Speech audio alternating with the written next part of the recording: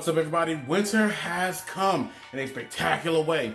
Oh my fucking god. If y'all didn't check the reactions, you literally will be lost if you didn't know it. If you don't know anything, you're looking at all this and just wondering what's going on here. 1, experimenting. 2, enjoying experimenting. 3, staying in the fucking W. I'm sorry. Getting ahead of myself. So, we open up tonight with the Dynamite Diamond Battle Royale, a now annual match that goes on to decide who will wear that prize $50,000 AEW Diamond Dynamite ring for the year.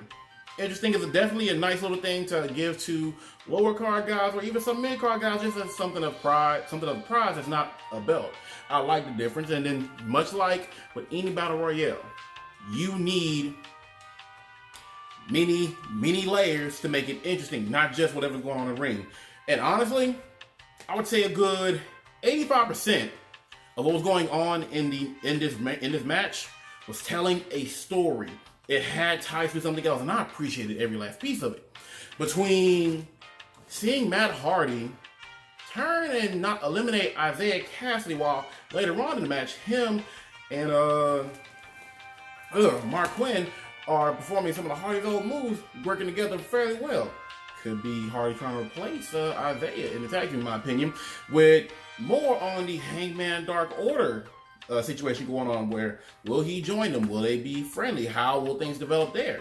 Then there's the feud with Scorpio Sky and Shawn Spears, which again, nice little touches. The Inner Circle working together. We're seeing how long does this work, does this chemistry work with them?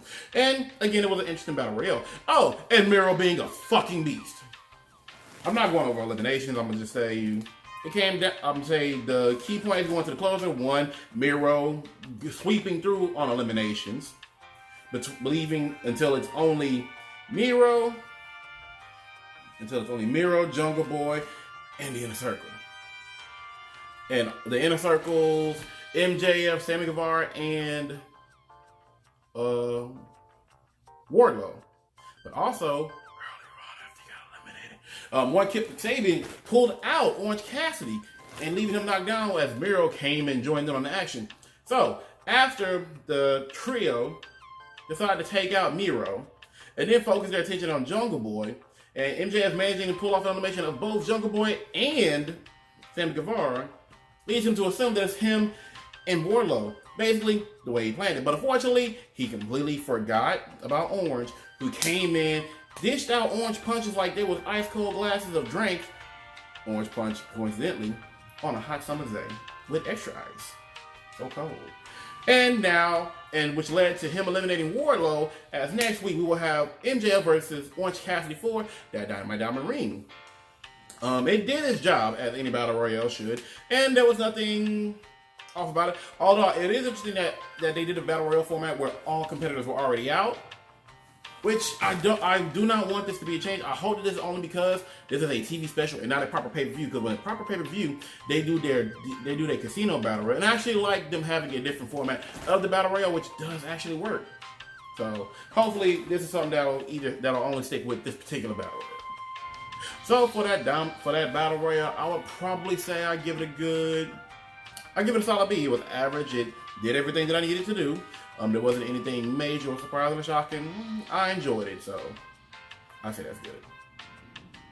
Next up, we have a Revenge Grudge match as Chris Jericho decides that he's going to defend the honor of his fellow Inner Circle member MJF, who got sucker punched by that dastardly Frankie Kazarian last week. Oh boy, oh boy, oh boy. Terrible.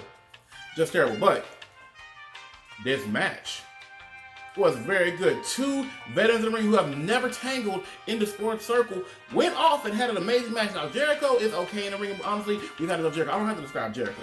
But Frank Kazarian, I have to continue to sing this man's praises because he did wonderfully in this match. I mean wonderfully.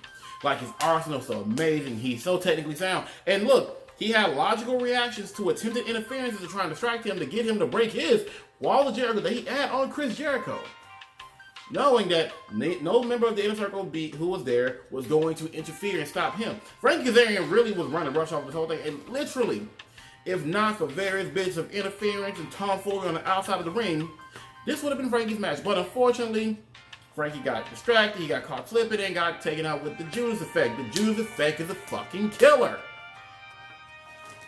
And, you know, Jericho, he's a little dazed and woozy. He was really taken to a ride by this match, but let you know, the big thing happening is after the match, Sammy Guevara goes and attacks MJF. Sammy Guevara's had enough of this shit, and he's ready to just go ahead and chunk hands. But all in the circle parties get separated, and Jericho makes a decree that we're going to take 7 days off. And next week, we will settle this. And either we will come together and be a coherent unit, a cohesive unit, or that's it for the Inner Circle. No more. Which is interesting because the Inner Circle, I think could be much more. We could be a much more long-term faction in AEW. But I don't think this is going to come to an end. I don't think the Inner Circle is going to end, but I could see a member leaving. As far as the match goes, the match was good quality, not many slip-ups, and like I said, I just love seeing Frankie do what Frankie does.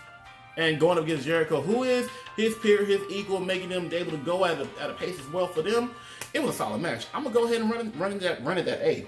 That A was good and well-deserved. Next up, we have women's action as we have the Doctor, Britt Baker, coming on to Dynamite to do what she does best, and that's take out the trash. But don't think that you're about to have a day this week, because she goes up against legit Layla Hirsch, who has come into the company recently, and I have enjoyed her in-ring ability. I love seeing her technical prowess, her submission-based offenses, and honestly, even though she's like, well, I think she said she's like 4'11", I enjoy watching her in the ring, and she was no slouch. This was no squash match. Legit Layla Hirsch was really getting at it. I really do like the fact that wrestlers are getting these, you know, extra little additions onto their names. Absolute Ricky Stark, Powerhouse Hobbs, The Natural, Dustin Rhodes. It just feels pro wrestling, don't it? But that's the point. Legit Layla Hirsch was actually having the Doctor's number pretty much early on, even throughout the majority of the match. I would say Dr. Britt Baker was having a hard time handling her, if not for her assistant Reba or Rebel, whatever you choose to call her, then this would have been Layla's match. But unfortunately, as Layla was basically closing in to take out the Doctor, Rebel gets her little mitts into the match, interferes and stops it. And it was a great match. I'm talking about a match so good that I actually had to think about my negative aspects of what I've been giving the AEW Women's Division based off the matches. So I had to time this match and the other earlier match to see if I'm actually being unfair. I am being a bit unfair. I think the match itself probably went about 8 to 9 minutes altogether. Probably got over 12 minutes, including post segment. But like I said, Reba interfered, Rebel caused a distraction. The Doctor was able to lock in the lockjaw and get her another victory on the night. But that victory is very short-lived, because immediately once the 1, 2, 3 is counted, out of nowhere comes Thunder Rosa doing what she does best, which is fucking. And she was really all up on Britt Baker's number, to the point that the entirety, and this is hilarious to really think of, that's the thing, the entirety of the referee corps had to come out to stop it. Oh my God, it was high fucking, it was a hilarious thing to hear them say, the referee corps. Now I really want this to be a comic, but different days. But Rebel managed to get in a cheap shot on Thunder Rosa, who was being held back, but look, Layla Hirsch was not about to let that shit slide, because she went ahead and suplexed Rebel out the ring. So this is nice. We're getting two diverging storylines. We got a possible Rebel and Layla Hirsch match, which would be a squash match for Hirsch, and then we're still building towards Thunder Rosa and Britt Baker, which is going to be very exciting. Very exciting. For that match, I'm going to go ahead and say that with everything included, that one earned an A- for me. I liked it. I still would like a bit more from the women. It seems like so far we're still doing a segment in a match, but I'm enjoying it more, and I have to give credit where it's due. So, going down, there were a few segments that I might have missed and whatnot. So we had the Bucks earlier talking about their match with TH2 next week on Dynamite. Very exciting. Looking forward to that. But then our show. But then, as they're talking, the Acclaim, one of the newest tag teams signed to AEW, who haven't been appearing on the Dark brand, comes out, does a little. One of the guys does a little diss on the Bucks, talking about, you know, when they're booked, how they basically all naked and shit, looking down at their junks. Whoa, very, very Cena vibes that we're getting out there.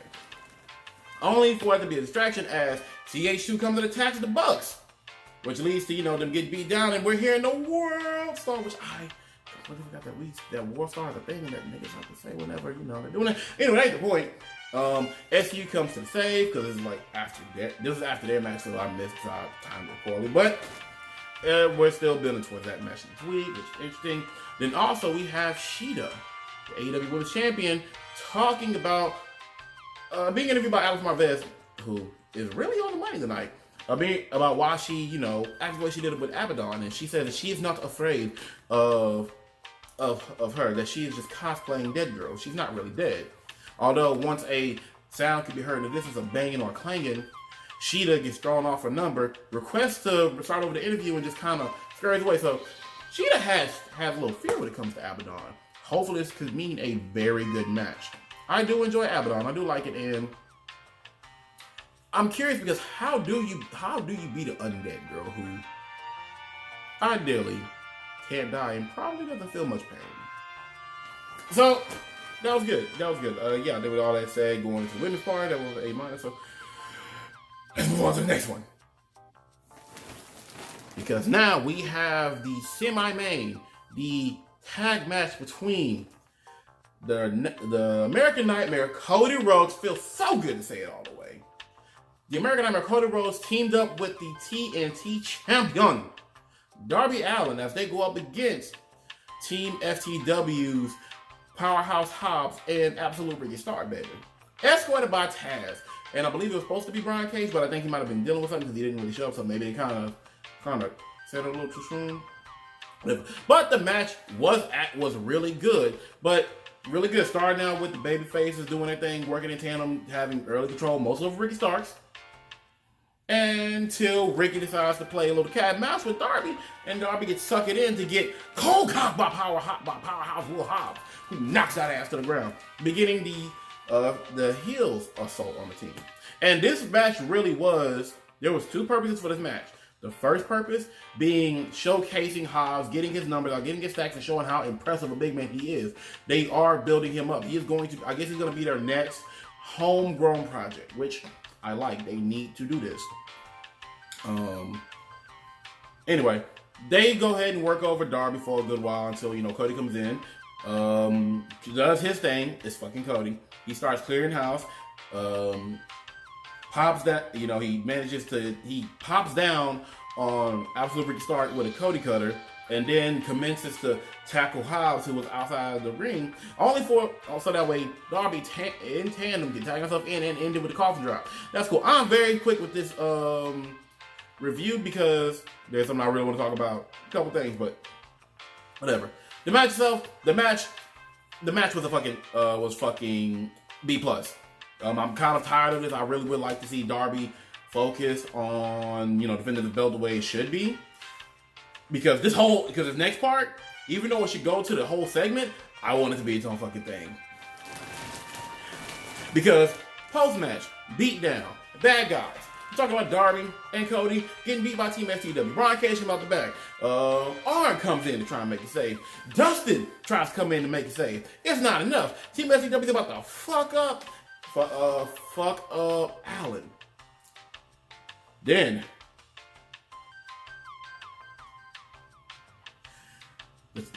on the screen, which is coming, images of Frost. We started to hear the music, and I was hearing the music like this, but I was like, there's something important. So I grabbed my phone because there was something similar about the tune in that ear I was hearing. And Lord behold, from behind the ramp comes fucking Sting, the Stinger, and Tony Schiavone. Tony Schiavone, who was there when Crow Sting came, who was there when Sting had the last match of WCW 18 years ago.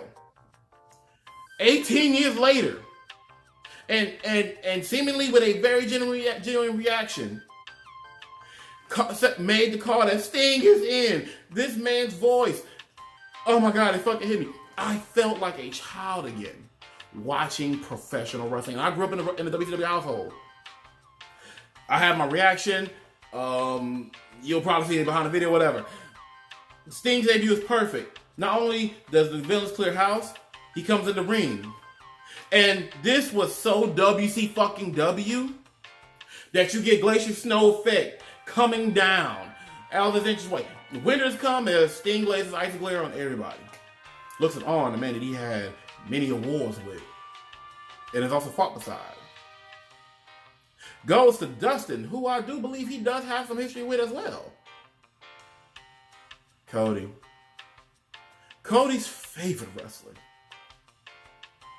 But then the real kicker. Sting goes to young Darby.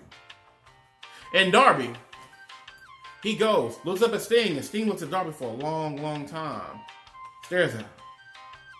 Looks at the face paint. And then walks off. Now then, I will say this now, because if you did not believe Tony Khan when he said that the wrestling landscape had changed, that there was going to be a shift in power, I believe that's the night whenever two big things were confirmed and in the way. One, signing Sting. And this is huge. Now, a lot of people have been going off, and I'm going to have to do my own video about this, have been going off about how they feel that if WWE had done this, they always get flagged, but AEW does it, it gets rewarded. There's a reason for that. We'll get to that later. Sting's debut. The way it was pushed off, the way essentially this special was built around Sting's debut. It felt so great, and it had such an impact on the wrestling landscape. Literally, Twitter was AEW and Sting in the top 3 trends, and people are still talking about it today. And we'll talk about it for some time to come.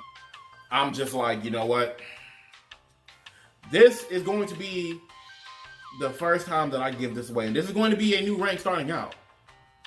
Because for this segment, it gets an S. It is S tier, ladies and gentlemen. Oh my fucking God.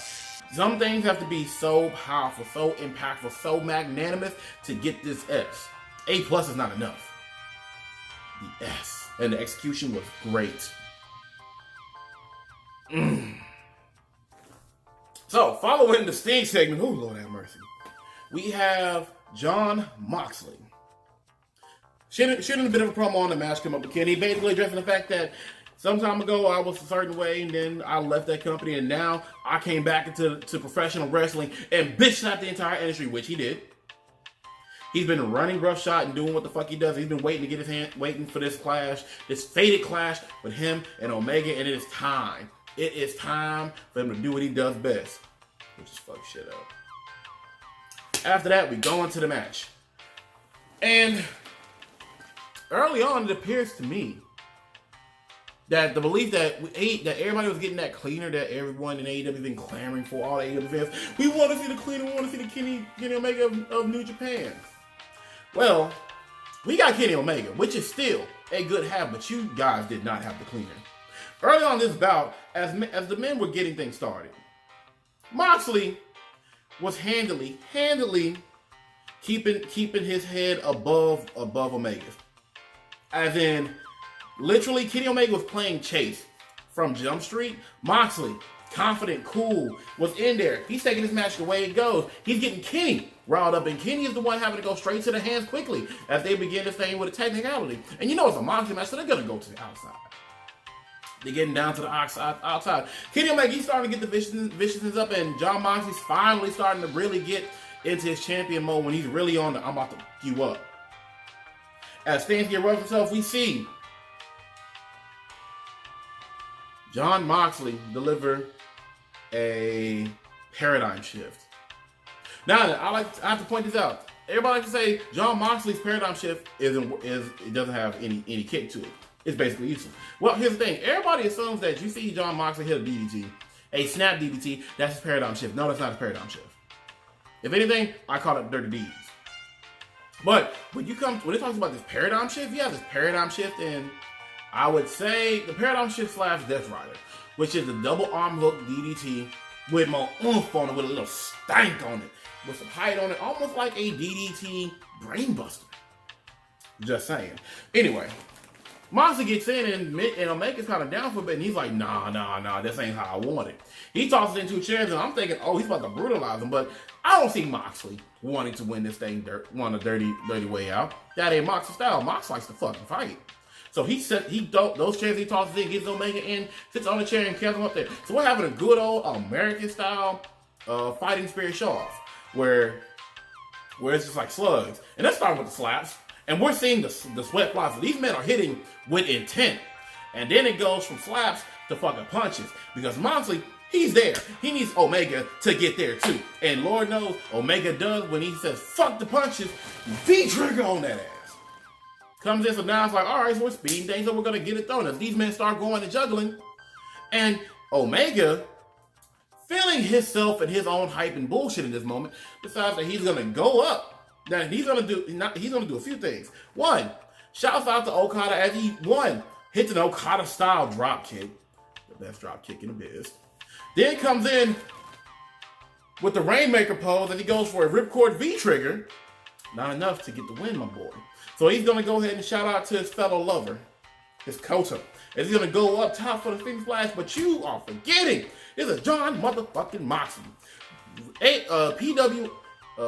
PWI's Wrestler of the fucking Year, #1 for a reason. The most dominant champion in all of 2020.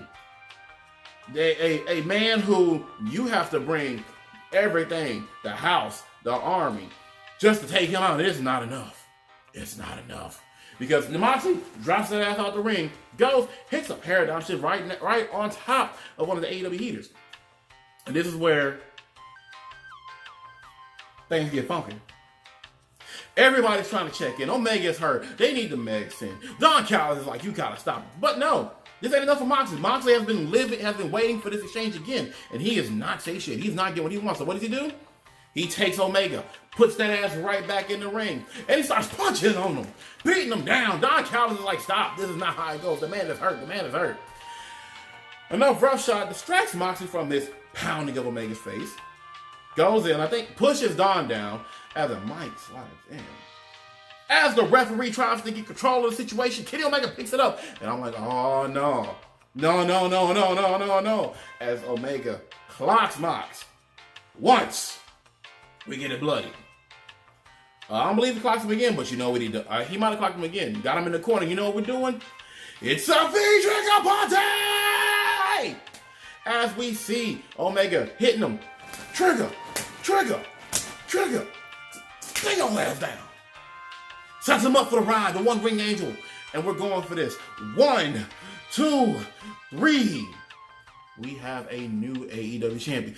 The unstoppable Jon Moxley has been defeated. In dirty fashion, but that is not the point. That match right there, I'm gonna be honest. I had to watch it twice because the first viewing, I think I was so distracted while trying to do other things, I didn't really appreciate it. Look at it. Now, this was not the match that I expected of them. It did lack a lot for me, but I definitely enjoyed it still. I did not feel that this was the match, and Kenny Omega was not in prime Kenny Omega shape. I looked at Omega, and I'm like, this ain't the cleaner. This ain't the cleaner. I don't know why. Hopefully, it's only story purposes, but this ain't the cleaner.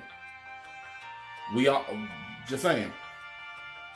So for that, I have to be honest with my feelings about it and how I'm going to go at it. It is A-. Story was there. Story was there a lot. Many layers. I liked it how they do it. It just did not feel like it lived up to what their matches should be. But you know what? I think it's because the way it should be Mox chasing Omega for that belt.